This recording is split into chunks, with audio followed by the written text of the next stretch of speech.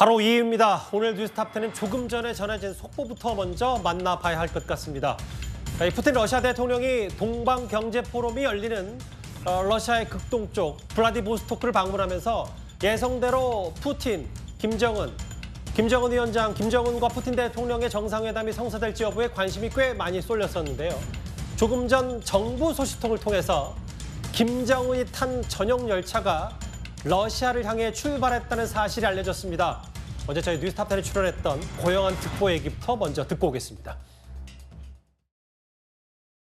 김정은이 탄 그 1호 열차라는 그 소위 북한에서는 태양 열차라 그러는데 저게 시속 50km를 넘지 못합니다. 밑에서는 폭탄이 터져도 막을 수 있게끔 돼 있거든요. 예. 또 핫산 넘어가는 경우 핫산에 가면 러시아 철도하고 북한 철도가 한 20cm가 다릅니다. 러시아 철도가 조금 더 넓습니다. 예. 철도 바퀴를 몽땅 갈아야 합니다. 그러니까 그 작업을 하기 위해서 일단 핫산에 내려서 김일성 박물관 같은 거를 보는 거거든요. 예견돼 있는 행사가 아니라 할 수 없이 머물러야 되는 게 핫산이고. 일단 알려진 내용은 김정은이 평양에서 전용 열차를 타고 러시아를 향해 출발한 건 맞다. 다만 이게 어젠지 오늘인지는 좀 더 확인이 필요한 얘기지만 느린 속도로 가고 있는 중 앞서도 뭐 시속 50km도 안 된다고 하는데 출발을 하긴 한 것 같습니다. 네, 그렇습니다. 일단 이미 뭐 뉴욕 타임즈를 통해서 미국 당국에서 일단 회담을 연다라는 사실은 이미 공개된 바가 있죠. 근데 이제 블라디보스토크에서 열리고 있는 이 동방경제포럼 EF라고 하는데 여기서는 일단 안 만난다고 지금 러시아 당국이 공식적으로 밝혔습니다. 이제 그런 걸 보면 이 블라디보스토크 근처에 뭐 다른 장소에서 아마 회동하는 것으로 이 예상이 됩니다. 특히 김정은 위원장 같은 경우는 지난번에 4년 전에도 일단 열차를 통해서 이 블라디보스토크로 갔거든요. 근데 이게 북한의 철도라는 상황이 그렇게 좋지가 않습니다. 이렇게 고속을 낼 만큼 철도의 어떤 상태도 좋지 않고 여기가 뭐 이렇게 물동량이 많은 것도 아니고 그렇기 때문에 아마 여러 가지 안전 문제를 고려해서 천천히 일단 갈 텐데 좀 전에 이제 고용한 이 특보 이야기에 따르면 지금 러시아와 이제 이 북한의 철도 협계거든요. 이게 다르기 때문에 바퀴를 다 갈아야 되니까 거기서 일정 정도 시간이 좀 걸릴 것 같아요. 쉽게 얘기하면 북한 열차하고 러시아 열차 그 선로가 호환이 안 돼 있는 상태네요. 그렇죠. 그렇기 때문에 아마 이제 바퀴를 바꿔 끼고 가야 될 텐데 여러 가지 하여튼 보안 문제가 있을 겁니다. 아마 그런 것 때문에 이제 지금 시간이 좀 꽤 걸릴 것으로 보입니다. 지금 만약에 지난 구구절 저녁 행사에 일단 이 김정은 위원장이 나타났기 때문에 그 직후에 일단 출발했다고 그러면 아마 내일 저녁이나 모레쯤 되면 아마 이제 등장하지 않을까.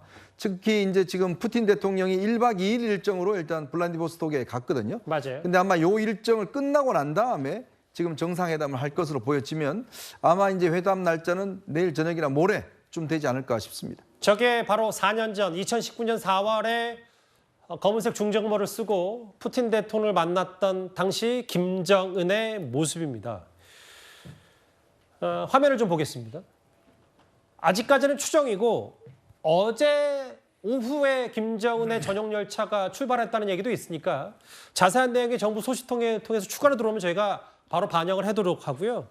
일단 평양을 떠나서 함흥에서 출발하지 않냐라는 전망과 추정이 있었고 앞서 말씀드렸다시피 하산, 그러니까 러시아로 넘어가는 국경 바로 직전 여기에서 정찰한 다음에 블라디보스토크로 넘어가는데 여기서 선로 혹은 뭐 열차의 바퀴도 좀 갈아 끼고 지금 느린 속도 시속 50km 미만에 천천히 가고 있기 때문에 사실 뭐 언제 푸틴 대통령을 직접적으로 만날지는 저희도 좀 가늠이 아직까지는 쉽지 않은 상태입니다.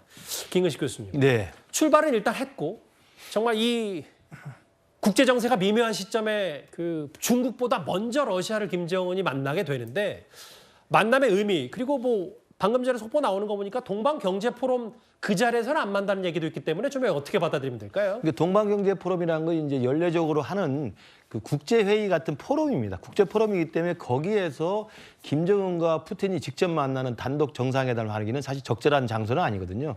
그렇기 때문에 아마 출발을 했다고 한다면 북한의 그 태양 열차, 1호 열차의 그 속도와 그다음에 가야 될 거리 그리고 아까 말씀드린 것처럼 나진에서 핫산 그러니까 러시아 국경을 넘어가면은 이게 협계였기 때문에 관계 열차로 바꿔서 바퀴를 달아야 됩니다. 그런 시간들을 감안하면 동방경제 포럼이 끝날 때쯤 이후에 아마 북러 정상회담을 단독으로 할 가능성이 높다고 보고 예. 가장 큰 의미는 그거죠. 지금 푸틴 쪽에서도 지금 우크라이나와 전쟁을 장기전으로 치르고 있는데 그렇죠. 이러저러 무기가 부족하다는 게 지금 많이 나오고 있는 이야기 아닙니까?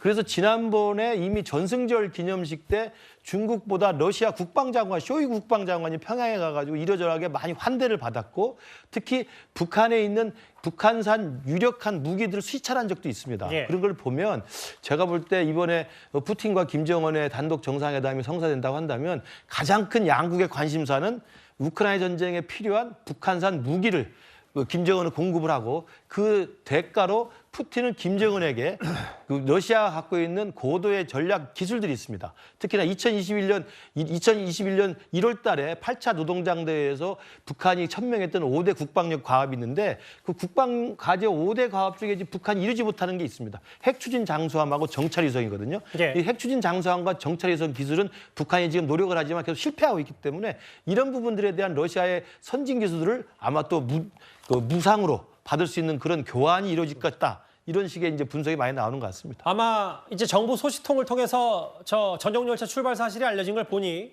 한미 정보 당국도 지금 김정은의 전용 열차가 어디쯤 가고 있는지를 좀 면밀히 파악할 테고 실제로 그러면 김정은과 푸틴 대통령이 언제 정상회담을 할지 이런 것도 지금 파악 중에 있을 겁니다. 저희 뉴스 탑10 끝나는 대로 시간 안에 아마 새로운 속보가 들어오면 저희가 적절히 반영을 하도록 하겠습니다. 아마 내일 저 얘기를 좀 심층적으로 다뤄야 될 것 같네요. 제가 준비한 2위부터 만나봤습니다. 김정은의 전용 열차 러시아를 향해 출발 이 얘기였습니다. 다음 주에는 이제 국내 소식으로 본격적으로 들어와 보겠습니다.